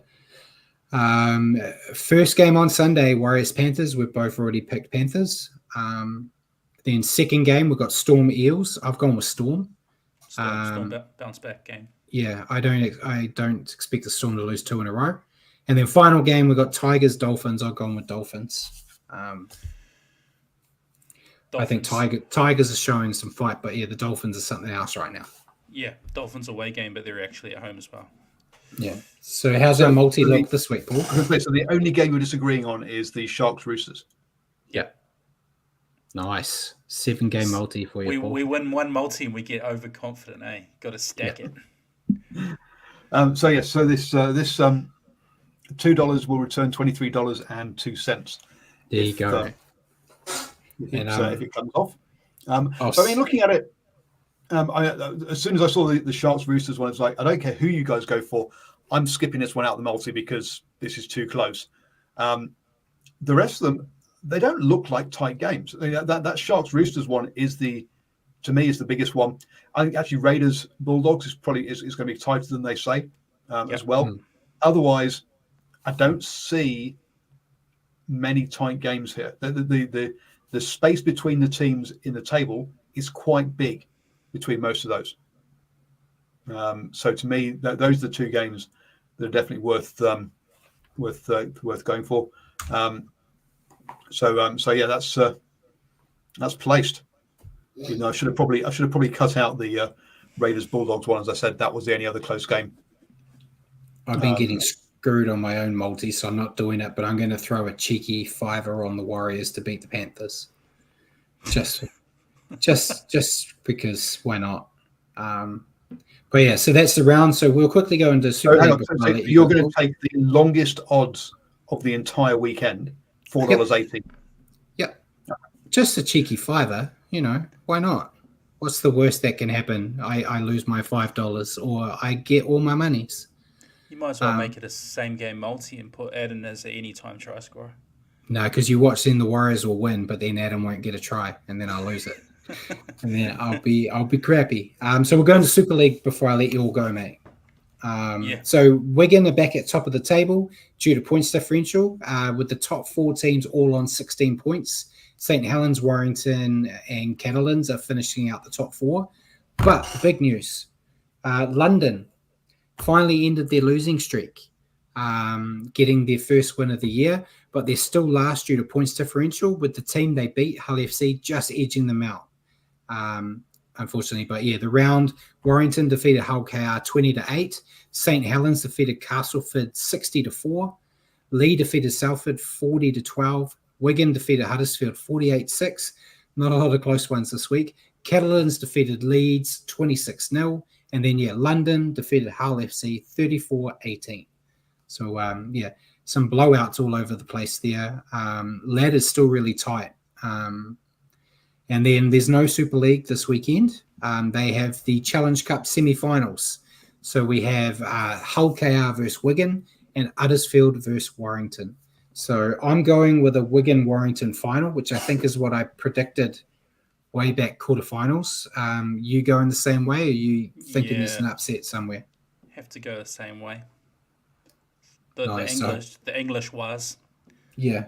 So as bad as our team's going down here, our team in the Northern Hemisphere is doing all right. So top a Super League and hopefully going to win a Challenge Cup again.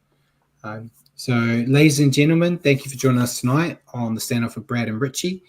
For your weekly update on Rugby League, tune into our show next week at 8 p.m. here on Facebook or YouTube, or at your convenience on iHeartRadio or Spotify. Just remember to search for New Zealand Sport Radio. Before we go, Simon's also just said Hull FC's that Category A club we were talking about last week. So even if they are dead last, they won't be relegated. So does that mean that even if London get above them, if they're second to last, they'll be relegated still? That's how it works, right? That would be harsh. That would be harsh, but that's the name of the game. Hull FC's too big a club. But yeah, anything else you want to add before we let everyone go? We've cracked 2 hours. Well done, guys. We did it. We're almost bloke in the bar material. We'll go for a 3 hour in a couple of weeks. Yeah. No. Anything else? Anything you want to add, Paul? No, you just want to go. Enough. Yeah, Paul just wants to go up and end the show. All right. Thank you again for joining me tonight, Richie. Cheers for all your help in the background, Paul, and good night, everyone.